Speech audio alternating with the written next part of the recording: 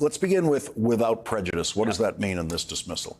It means that it can be brought again. When you dismiss something with prejudice, double jeopardy has attached. You cannot be charged again for the same crime. With prejudice is prejudice against the prosecution. Exactly. Don't do this again. Exactly. Yeah. It's you agree that it's over. And so without prejudice means as if the case has not existed and it can be rebrought. And the real issue here is by Jack Smith doing this now as opposed to waiting, which is definitely an alternative he could have pursued. He really maximized the chances that the judge was going to do what she did, which is grant this without prejudice. And symbolically, that is also important because, as Jack Smith's saying, we still have the same view of the merits, and we are not dismissing these charges with prejudice as if it has gone away and we think he didn't do anything wrong. It could be brought again, as remote as that possibility is. Was there any option here for the Trump lawyers to request that the dismissal be with prejudice? Yes, there was. It is surprising to me that they did not say that. They, according to the government's papers, agreed that this would be dismissed without prejudice. It remains to be seen whether that was a mistake on their part, that they should have asked for that, or whether they think, you know what, once Donald Trump is the president on January 20th, he has various options. He can obviously try to pardon himself, and he can also make sure the Department of Justice doesn't go forward with any case for 4 years as to himself. I mean, obviously, he will do that. But it's not clear that he can pardon himself. And it's also not clear that he could reopen this case to say, Judge Chutkan, we now want you to change your dismissal that was without prejudice to something with prejudice. That's a much harder burden for them to undertake. So by doing this, Jack Smith has, now with the judge's ruling, made it pretty sort of not ironclad, but pretty darn close to ironclad that this is dismissed without prejudice. I still think it's a long shot to think that this would ever get sort of resuscitated.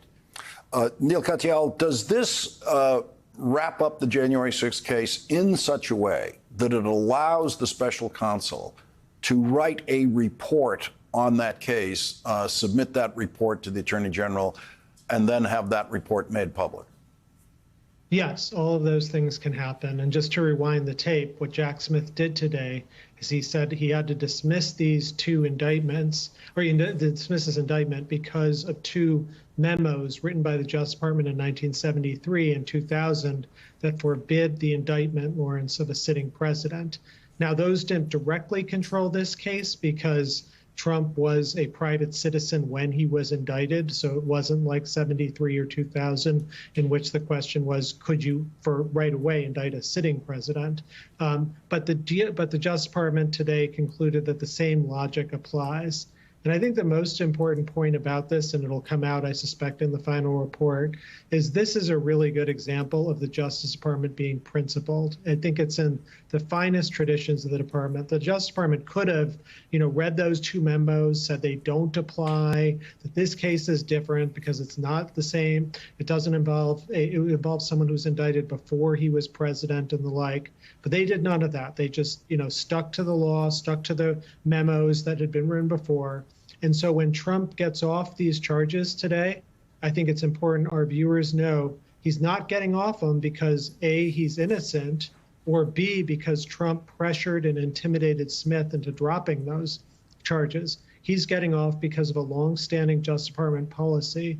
And as you mentioned, Jack Smith even went so far in the filing today as to say, our view of the merits, that is Trump's guilt and innocence, hasn't changed at all. The only thing that's changed is that he's now president, and under these two memos, he can't be indicted then. So I suspect all of this will be written into that final report that Jack Smith writes.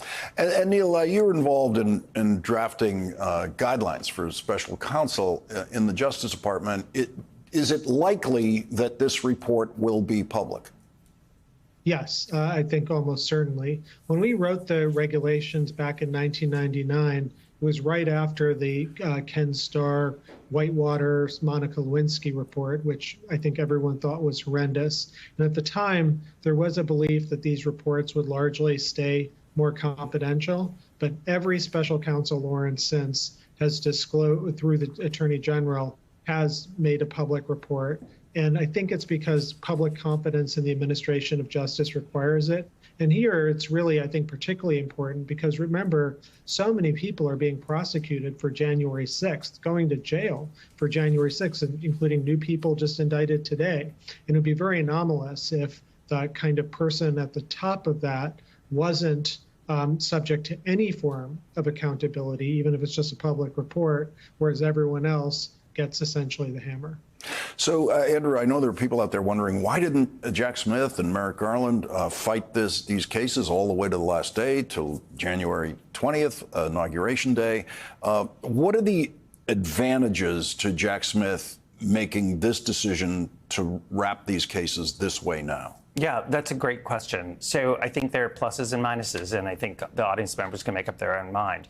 By doing this, Jack Smith has maximized his chances, and in fact, they came to fruition that this would be dismissed without prejudice, and it makes it much harder for President Trump on January 20th to try and have these cases dismissed with prejudice, because the case is now over and the judge has made her decision.